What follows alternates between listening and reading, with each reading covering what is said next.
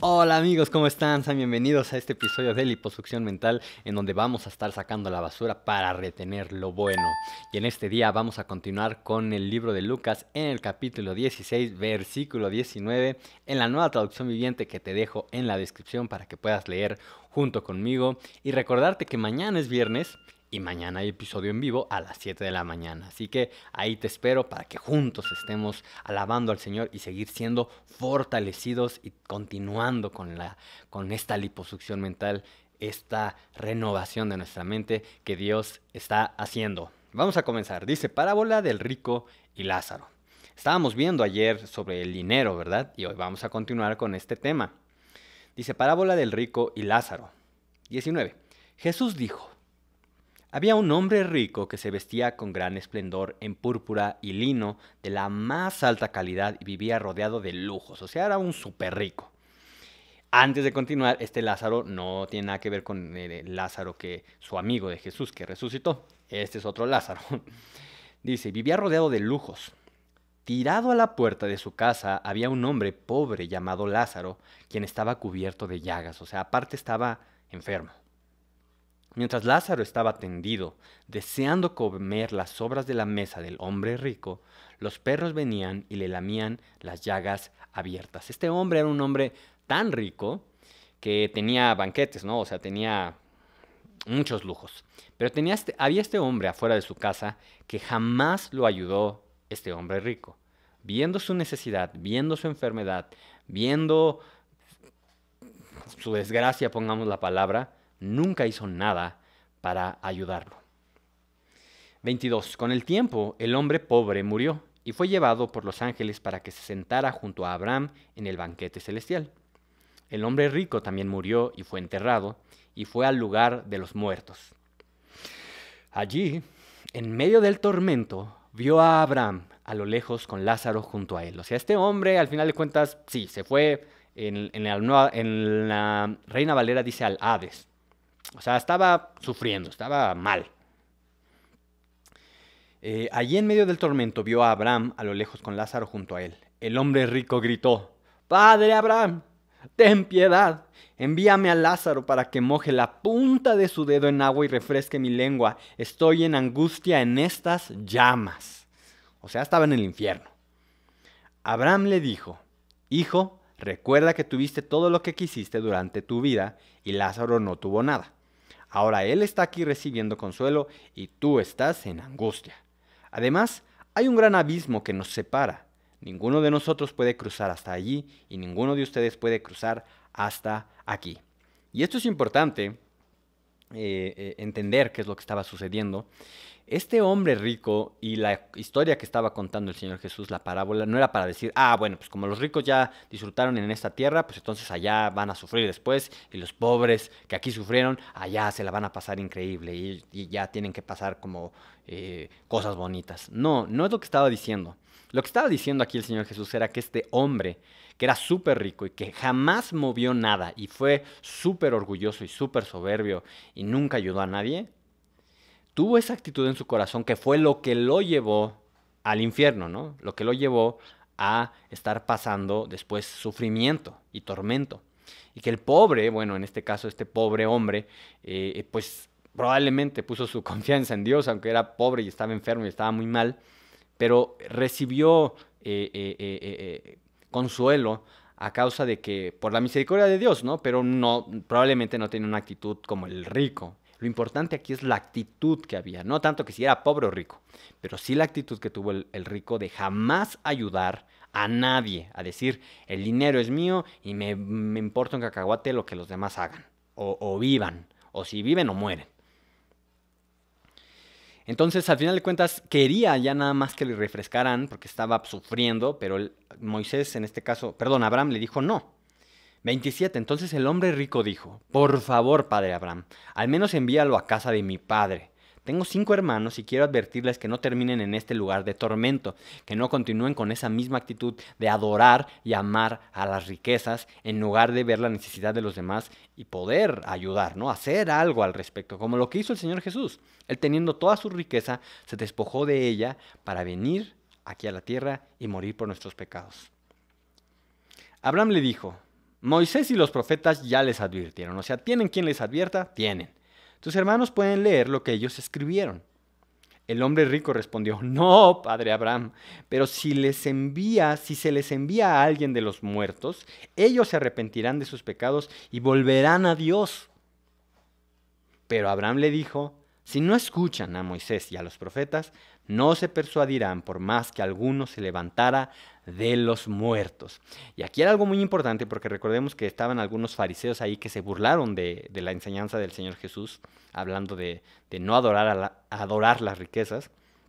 Y precisamente lo que estaba diciendo aquí el Señor Jesús era eso, que tenían a los profetas, tenían a Moisés, y si ni aún a ellos les estaban haciendo caso, y que el Hijo de Dios mismo estaba viniendo y tampoco le estaban haciendo caso, aun cuando el Señor Jesús se levantara también de los muertos, no le iban a hacer caso. Qué dureza de corazón estaban teniendo estos fariseos, qué dureza de corazón estaban teniendo estas personas que aún habiendo estudiado la Biblia, habiendo estudiado lo que había dicho Dios, las profecías que habían hablado del Señor Jesús, no querían cambiar de mentalidad. No querían cambiar de mentalidad. Por eso es importante esto que estamos haciendo, el tener la humildad de recibir la palabra de Dios y decir, ok, no lo sé todo y necesito, Dios, que me sigas transformando mi forma de pensar, porque no quiero seguir teniendo las mismas malas decisiones y los problemas que hasta esta fecha he tenido o las consecuencias y todo, ¿no? No, porque Dios precisamente quiere que tengas una vida justa, una vida buena, una vida con justicia, o sea, y con muchas alegrías. Hay dificultades en esta tierra por cómo suceden las cosas, sí, pero lo que Dios quiere es que no vivamos ni angustiados, ni con soberbia, ni tomando malas decisiones, ni lastimando a los demás. Y en este caso era lo que estaban haciendo los fariseos. Y lo que vamos a continuar, precisamente era de esto que hacían los fariseos. Capítulo 17. Cierto día Jesús dijo a sus discípulos, siempre habrá tentaciones para pecar. Pero qué aflicción le espera a la persona que provoca la tentación. Sería mejor que se arrojara al mar con una piedra de molino alrededor del cuello que hacer que uno de estos pequeños caiga en pecado. Así que cuídense. Como dice, siempre habrá tentaciones. Pero cuidado del que provoca que se lleven a cabo esas tentaciones para tentar a otros y llevarlos al pecado, ¿no? Si un creyente peca, repréndelo, les dice. Luego, si hay arrepentimiento, perdónalo. Aun si la persona te agravia 7 veces al día y cada vez regresa y te pide perdón, debes perdonarla. Y aquí lo importante en lo que leímos al principio de este capítulo es que los fariseos precisamente eran personas que se creían muchísimo, pero que estaban pasando mal la información, estaban enseñando mal a sus discípulos, de los fariseos. Y entonces seguían pasando la mala información, seguían pasando cosas que no estaban bien. Entonces por eso le estaba diciendo, cuidado de alguien que está llevando a otra persona a que se pierda. Tengan cuidado. Y por eso es importante, un maestro tiene que tener mucho cuidado también que enseña, ¿no? Hay una responsabilidad muy grande es estar hablando algo. Entonces en este caso estamos leyendo directamente la palabra de Dios y Dios te ha llamado también para que compartas la palabra de Dios y que en lugar de tener miedo, no, simplemente hables lo que dice la palabra de Dios. Habla lo que Dios dice, habla lo que Dios te ha hecho entender, compártelo y el Espíritu Santo que está dentro de ti te va a dar la capacidad de seguir hablando la palabra de Dios, la verdad, lo que sí es correcto. Pero bueno, aquí dice también que hay que perdonar. Sí, muchas veces, en este caso pusieron 7, pero significa muchas veces en el día una persona te hiciere daño o pecare contra ti, pero se arrepiente genuinamente. No que nada más te quiere timar, no. Si realmente se arrepiente, perdónalo. Y entonces, como esto es algo que nos lo dicen y decimos, ay, Dios mío, ¿cómo le voy a hacer? Los apóstoles le dijeron al Señor, versículo 5, muéstranos cómo aumentar nuestra fe, porque para esto necesitamos más fe, ellos pensaron. Y el Señor les respondió, si tuvieran fe, aunque fuera tan pequeña como una semilla de mostaza, podrían decirle a este árbol de moras, desarráigate y plántate en el mar, y les obedecería. Cuando un sirviente vuelve de arar o de cuidar las ovejas, ¿Acaso su patrón le dice, ven y come conmigo? Antes de que continuemos, lo que está hablando aquí de la fe el Señor es muy importante. Dios no necesita, o más bien nosotros no necesitamos que nuestra fe crezca, o sea, una gran cantidad de fe, porque eso es lo que a veces nos imaginamos. Aunque sea tan pequeñita como una semillita, la semilla está viva, y la semilla la siembras y crece. Y así es lo que Dios está diciendo con la fe y cómo la está comparando. Que está viva, aunque sea pequeñita. Y aunque comience pequeñita, y aunque pequeñito de forma pequeña, pues, o sea, empecemos a confiar en el Señor. Lo más importante es, ¿qué significa la fe? Confiar en Dios. Confiar en Dios y obedecer lo que Él nos está diciendo. Así que, aunque sea en pequeña medida, empiezas a confiar en Dios, empiezas a tomar pequeñas decisiones, confiando en Dios, obedeciendo en Dios, va a crecer ese árbol y va a crecer lo que Dios está haciendo en ti. Pero que hay que tener fe, aunque sea en pequeñas decisiones, lo que estás aprendiendo, poniéndolo en práctica, hasta que va a crecer a ser un gran árbol. Así es.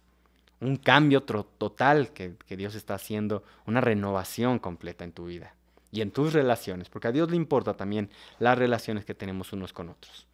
Cuando un sirviente vuelve de arar o de cuidar las ovejas, ¿acaso su patrón le dice, ven y come conmigo? No, le dirá, prepara mi comida, ponte el delantal y sírveme mientras como, luego puedes comer tú. ¿Y le agradece el amo al sirviente por hacer lo que se le dijo que hiciera? Por supuesto que no. ¿Por qué? Porque es el siervo, el otro es el amo, es el señor o la señora, y el siervo, pues ese es su trabajo, ¿no? En este caso, o el que está sirviendo. Entonces, lo que aquí el Señor Jesús quería enseñar era lo que sigue. Por supuesto que no. 10. De la misma manera, cuando ustedes me obedecen, deben decir, somos siervos indignos que simplemente cumplimos con nuestro deber. ¿Y esto qué significa? Lo que pasa es que, como ya hemos visto, los fariseos tenían una muy mala actitud. Y todos podemos caer en esa tentación de tener esa mala actitud y de sentirnos mucho porque trabajamos mucho o hacemos muchos esfuerzos para servir a Dios. Y esto lo que el Señor estaba diciendo es no. No, no, no, no. Esto no es de que a ver qué me va a dar Dios o que Dios queda en deuda conmigo por lo mucho que yo le he servido. No es así. Si nosotros servimos es porque es una consecuencia de lo que hemos entendido y de lo que ahora somos, ¿no? Estamos tan agradecidos y estamos conscientes de lo importante que es seguir expandiendo el reino de Dios, que lo hacemos en consecuencia. O sea, no es porque estamos obligados o a ver de qué vamos a sacar de Dios. Entonces, aquí lo que el Señor quería que entendieran todos y nosotros también es la actitud al servir. Y la actitud al servir al Señor no es de que a ver qué doy, a ver intercambios, a ver no, qué sacamos los dos. No. Dios nos ha dado todo. Nos ha levantado hasta los lugares más altos. Y por ese entendimiento que tú y yo comenzamos a tener, entonces servimos al Señor y decimos, Señor, pongo a disposición mi dinero, mis talentos, lo que tengo, para que se siga expandiendo tu reino, porque este mundo va a pasar. Este mundo va a pasar, pero las cosas de Dios son eternas. La salvación de una persona es eterno. Son cosas eternas. Es para lo que vino el Señor Jesús.